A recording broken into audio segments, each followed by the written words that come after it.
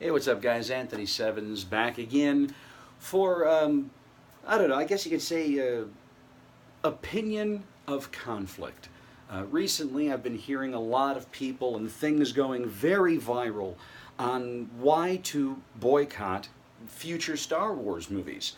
People talking about wanting to fire Kathleen Kennedy and all this, and don't go see this Star Wars movie and don't go see that Star Wars movie. And I'm here, I guess you can say, to give a few very, very logical reasons why not to boycott Star Wars movies. Okay, let's take it back to the very beginning. 1977 was when Star Wars, now known as A New Hope, first came to fruition. And you got to keep in mind something. When George Lucas first wrote and created the Star Wars films, okay, he wasn't expecting epicness. He was not expecting that A New Hope was going to take off and become something freaking amazing. Okay, and you're also talking about a time where there was zero computer graphic technology, and the technology to Lucas was not up to par with anything that he wanted to do for this film. And that includes alien designs and costumes and certain special effects.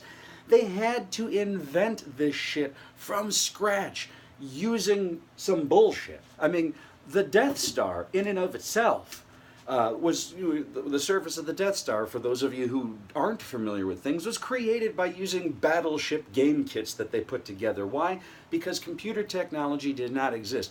The whole original trilogy was a huge gamble. It was a risk that was taken, and it succeeded.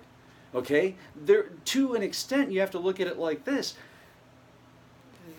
People didn't really know what they were doing back then. I mean, they did, as far as, okay, we want to see this and that, but how to interpret it, and who are we going to get to direct things? I mean, you had George Lucas, who directed the very first film, okay?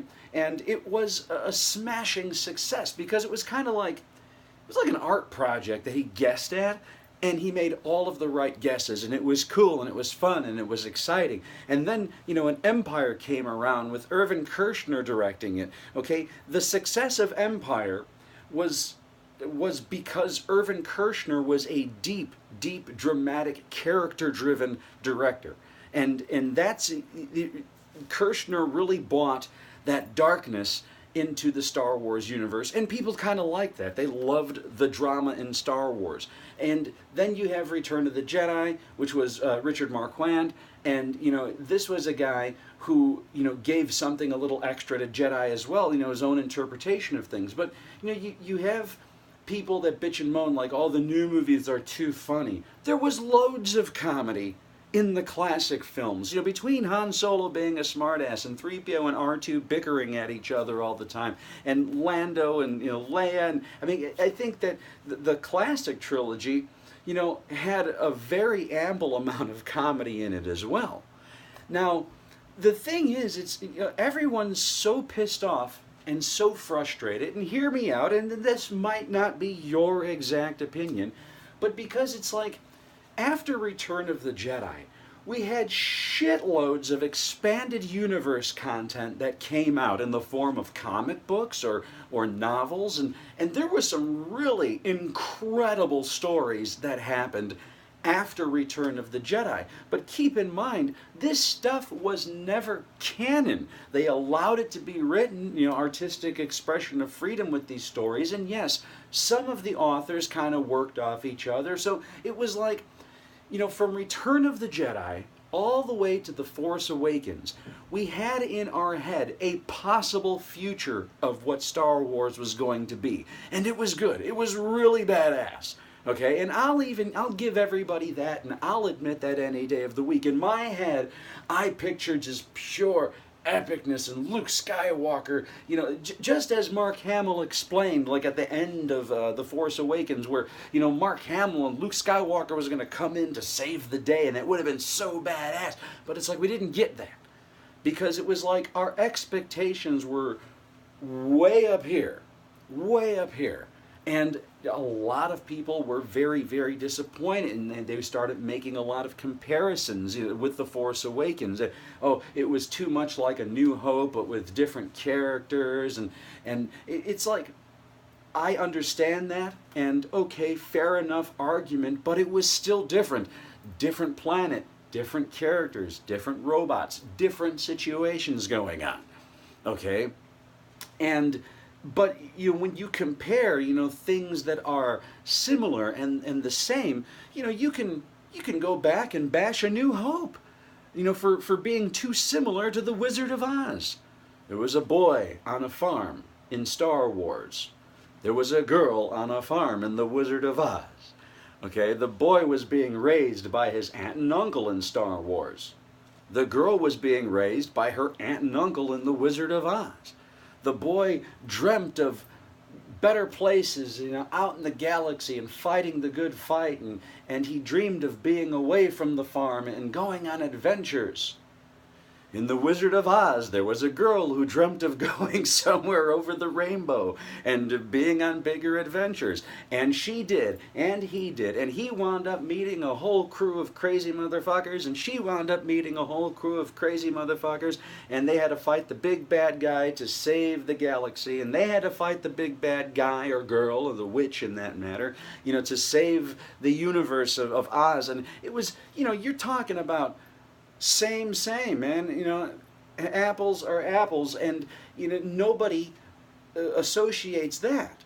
They're just like, oh, Star Wars is the most original thing in the world. No, it was just one of the most original ways to tell the same story that everybody was already familiar with, and that's exactly what they wanted to do with The Force Awakens. They might have borrowed from very familiar territory, but you literally are dealing with a whole new generation of people who, either they're out of touch with Star Wars, or, even the younger kids who haven't seen the old ones or don't understand the old ones that much. So we're getting another, similar vibe, different little twist on things, and now you're dealing with, like, the child of Han Solo, who technically, when you think about like the whole Skywalker story, everyone's like, Rey wasn't a Skywalker. Well, that doesn't continue the Skywalker legacy. But Ben Solo, being the daughter of who was Leia Skywalker, technically speaking, this is a character that carries on the Skywalker legacy. Right now, he's a bad guy and shit, but who knows what's going to happen? Okay, then we jump over to The Last Jedi. And, to me, The Last Jedi was a freaking masterpiece, especially after I saw it the second time. But it was like, it delivered something totally different than, again, what we had expectations for in our heads. Because, again, after over a decade of waiting for this new trilogy to arrive, and we had like the old school main characters in our head doing tons of cool shit and reunions and fun and this and that, but it's like we didn't get that. And I understand where that's frustrating, but now it's a new generation, it's a new story, and when you really think hard about what could possibly happen to our characters 30 years after Return of the Jedi. Granted, it's not what we wanted, but it still does make sense. And I think I've explained this before in another video, where they're all the shit that Luke Skywalker, the shake and bake Jedi that didn't have official training, all the shit he went to, he had mental breakdown along the way, anxiety disorder, depression, whatever the case may be, didn't know what to do with himself, especially after the events of Ben Solo. So it's you think about it, it's natural for someone, even with great power, to have their limits and have breakdowns and become a grumpy old son of a bitch. But at the end of the film, what happened? Luke Skywalker came in and saved the day. Maybe not in the exact way that fans wanted it to, but he came in and saved the day, utilizing every last ounce of force power that he had within him. But not true, because even after death, we all know that a Jedi can still have immense powers. So Yoda showed us. We had the ghost of Yoda that came, and he was able to summon lightning and destroy the Jedi sacred Jedi tree. I mean, it's like, it's possible that Luke can come back, still utilize some of his abilities and be really, really cool, but, you know, okay, we won't get an epic lightsaber battle out of him. Or maybe we will, I don't know, maybe he can use the Force. And anyways, the fact of the matter is a lot of people are bitching and moaning, you know, Kathleen Kennedy is to blame for all of this, you know. Maybe in part she is, because she is like the decision maker of things. But when you think about it, okay, these films are truly in the hands of the people who are writing and directing these movies, okay? And J.J. Abrams is a diehard Star Wars fan. He even said in an interview once, like right before he was going to direct Star Trek, he was like, I was never really a Star Trek fan. I was always a diehard Star Wars fan. He said that in an interview. And this was way before he got his hands on Star Wars. So, you know, the Force Awakens being directed by a diehard Star Wars fan. The Last Jedi, Rian Johnson has been a diehard Star Wars fan. These are directors who know the classic trilogy and the legacies inside and out, but they chose. It was these guys that chose to rock and roll with other stories or make certain changes on things. It's the fans, you know? I mean, then you think about like The Force Awakens, The Last Jedi, and even the new Han Solo movie coming out, all written by Lawrence Kasdan. Kasdan is a legendary writer. This is the guy that helped to write The Empire Strikes Back. A legend of a film, a legend of a man, and he's writing this new stuff, but yet nobody's, you know, thinking about that. And everyone is just bitching and moaning about things, and it's like we're getting movies from Star Wars fans. We're getting stories from people who know the entire franchise inside and out. You know, it was their decisions that they wanted to deliver to us something different. Okay? Yes, Kathleen Kennedy approved it all, okay? And whoever else was helping out along the way. But the main stuff, you know, we're getting material from the fans.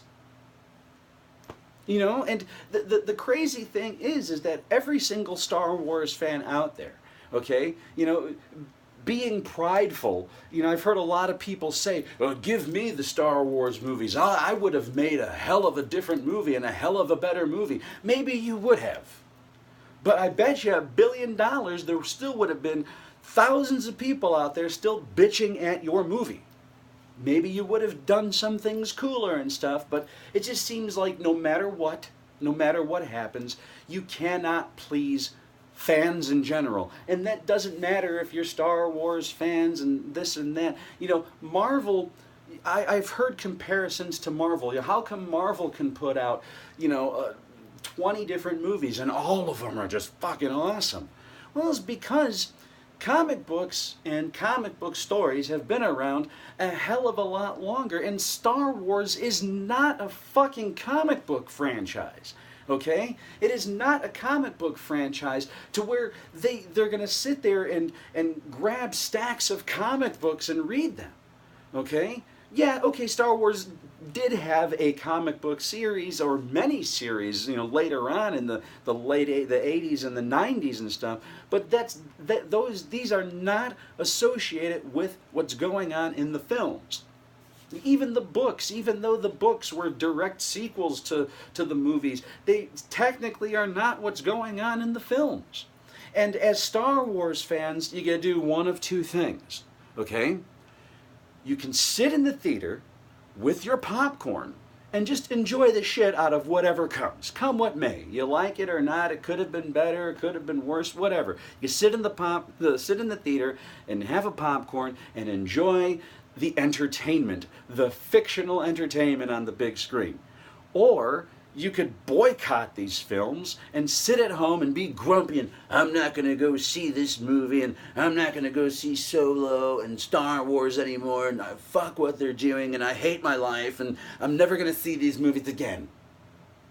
Well, then you have no Star Wars to be entertained by except what already is and the things that you enjoy. You're not open to change, you're not open to giving things, you know, chances and stuff like that. Well, that's on you then.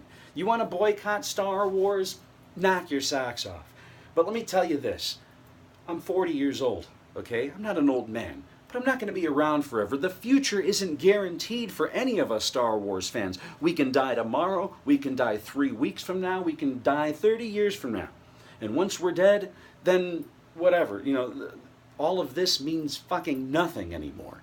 And I personally choose to want to be entertained to the best of my abilities by any and all Star Wars movies or TV shows or video games that come out, whether some of these films succeed or some of them fail.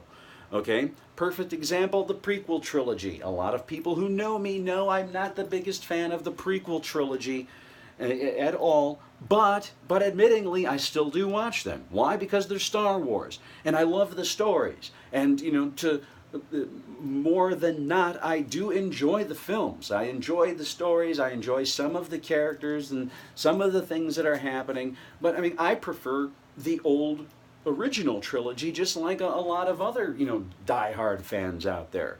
But it's not ever going to stop me. The failure or the bruising of the prequels, okay, they are not going to stop me from seeing any new Star Wars. I don't care if the next Star Wars film has a whole new cast of characters and has nothing to do with anything going on.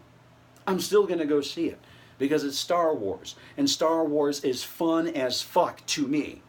Okay? Boycotting it does nothing for me. It keeps me at home grumpy and bored. And for those who are trying to boycott Solo, that's the dumbest damn thing I've ever heard in my life. Because number one, we're getting a story about a beloved character. Okay, we're going back to Chewie and Han Solo. Number one. Okay, number two, it's being directed by Ron Howard. For the love of Christ, I've never seen a bad Ron Howard movie in my life ever. This is an award-winning director. This is a guy that gave us fucking Willow, for Christ's sakes. Okay? And, he is a brilliant director. And I can speak for even a lot of guys out there. The Grinch That Stole Christmas? This guy took The Grinch That Stole Christmas, and I'm welling up, tearing at the end of the film, like, holy shit, like, this is a good fucking movie. He made something spectacular out of The Grinch That Stole Christmas. So this is a director who has proven himself and has been following Star Wars. He's best friends with George Lucas. This guy's been following Star Wars diligently since the beginning. Talk about a diehard fan and a legendary director, Ron Howard. You're going to try to convince me to not go see a Ron Howard Star Wars film? Get the fuck out of here.